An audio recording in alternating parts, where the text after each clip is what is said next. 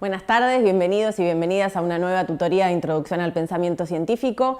En el caso de hoy vamos a estar dedicándole una serie de bloques a una manera de clasificar las oraciones. Hoy vamos a ver algunas maneras en las que podemos clasificar las oraciones y si vieron las tutorías, los bloques de ayer, van a entender por qué estamos viendo estas clasificaciones de las oraciones. Ayer dijimos que argumento era un conjunto o una parte del lenguaje donde ciertos enunciados cumplían la función de premisa y otros enunciados cumplían la función conclusión.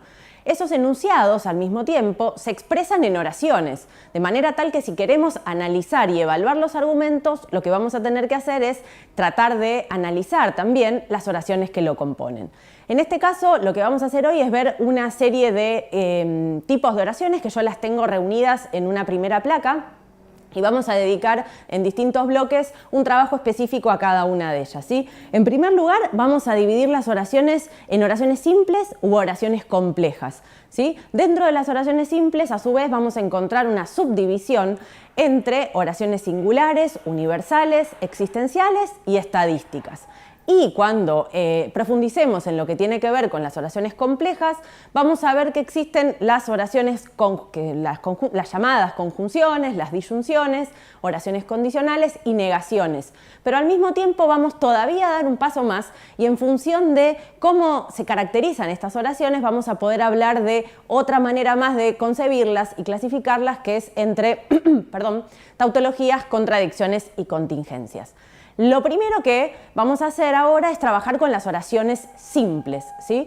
Ahora bien, si vamos a trabajar con las oraciones simples, tenemos que preguntarnos cómo podemos identificarlas o de qué manera podemos diferenciarlas respecto de las oraciones complejas, o más bien, dónde radica el elemento que permite atribuirle cierta simplicidad o este rasgo de la simplicidad.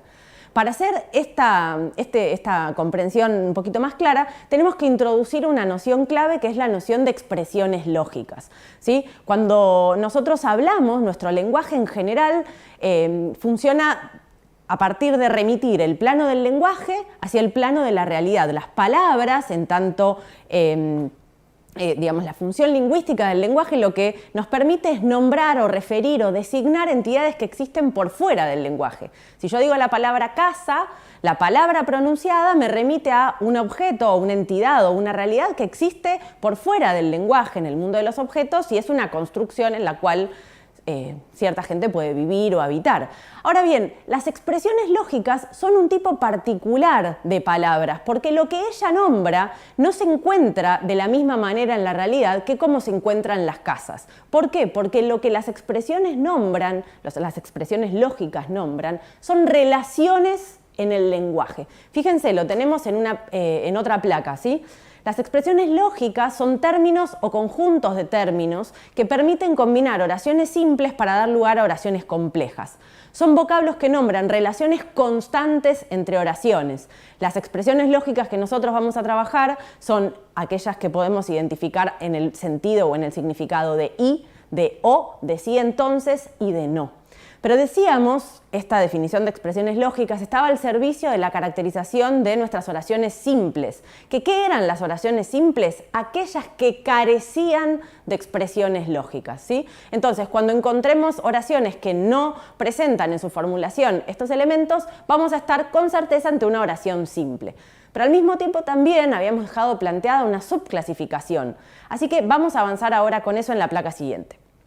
Las oraciones simples las podemos subclasificar en oraciones singulares. ¿Qué son las oraciones singulares? Aquellas cuya predicación, como dice en nuestra placa, apunte a un individuo o entidad en particular, ¿sí? El ejemplo que nosotros tenemos es el obelisco mide más de 60 metros. Cuando estamos ante una oración singular, nos estamos refiriendo a una entidad específica de la cual predicamos o le atribuimos una determinada característica. Esa oración singular va a ser verdadera cuando la entidad de la cual predicamos esa característica la posea. En caso de que yo predique una característica sobre algo que ese algo no lo tiene, la oración va a ser falsa, ¿sí? Así que es el sujeto de la predicación el que determina la verdad o la falsedad de mi enunciado. ¿Qué pasa con las oraciones universales? Las oraciones universales, a diferencia de las singulares, nombran a todos los miembros de un conjunto, ¿sí? El ejemplo que nosotros tenemos dice, los perros tienen 4 patas. No se refiere ni a este, ni a aquel, ni a los 2 perros que yo estoy viendo por la ventana. Se refiere a la totalidad de los perros. ¿Cuándo son verdaderas las oraciones universales y cuándo son falsas? Son verdaderas cuando todos y cada uno de los miembros componentes de esa totalidad cumplen la prioridad predicada, en este caso la de ser perro y tener 4 patas, y es falsa cuando encuentro un caso que no lo posee, porque si yo estoy predicando una característica de la totalidad, encontrar un caso que la desmienta me hace falsa mi enunciación universal, ¿sí? Fíjense qué pasa ahora con las oraciones existenciales. Son aquellas que afirman que algunos miembros de un determinado conjunto cumplen con una determinada propiedad, ¿sí? Son algunos, es una parte, es una fracción de una totalidad. En el caso del ejemplo que nosotros tenemos, dice, algunos docentes dictan clase de filosofía. ¿Cuándo es verdadera esta oración y cuándo es falsa? Es verdadera cuando yo encuentro dentro de la totalidad del conjunto al menos una entidad que cumple esa propiedad, es decir, encuentro un docente que al mismo tiempo es profesor de filosofía o dicta clase de filosofía. Pero es falsa la oración existencial en el caso de que yo no pueda encontrar ninguno. Finalmente tenemos la última oración simple que vamos a mencionar en este primer bloque, son las oraciones estadísticas o probabilísticas. Son aquellas que se refieren a una entidad, es decir, a un solo sujeto, un sujeto que también puede ser particular, ¿no? Sí, plural, decía, está bien. Una entidad o un conjunto de entidades, un conjunto finito. Los 2 alumnos que están en este momento en el aula 3, en realidad son 2, pero en tanto unidad específica podríamos concebirlo como 1, ¿no? Entonces, de nuevo, una oración estadística o probabilística es aquella que se refiere a una entidad o un conjunto de entidades a la cual se le asigna una determinada probabilidad de poseer una cierta propiedad. El ejemplo que tenemos es el siguiente, dice, es altamente probable que un fumadora o fumadora desarrolle cáncer de pulmón.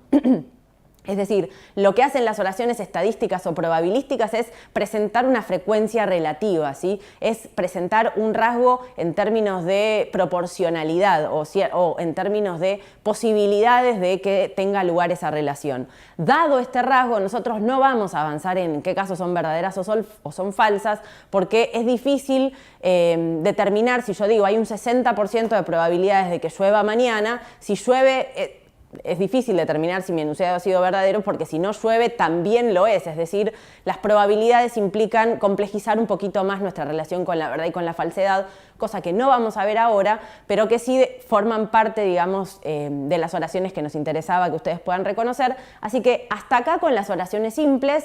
En el bloque siguiente vamos a empezar a trabajar con las oraciones complejas, así que no se vayan, yo los espero 3 bloques más.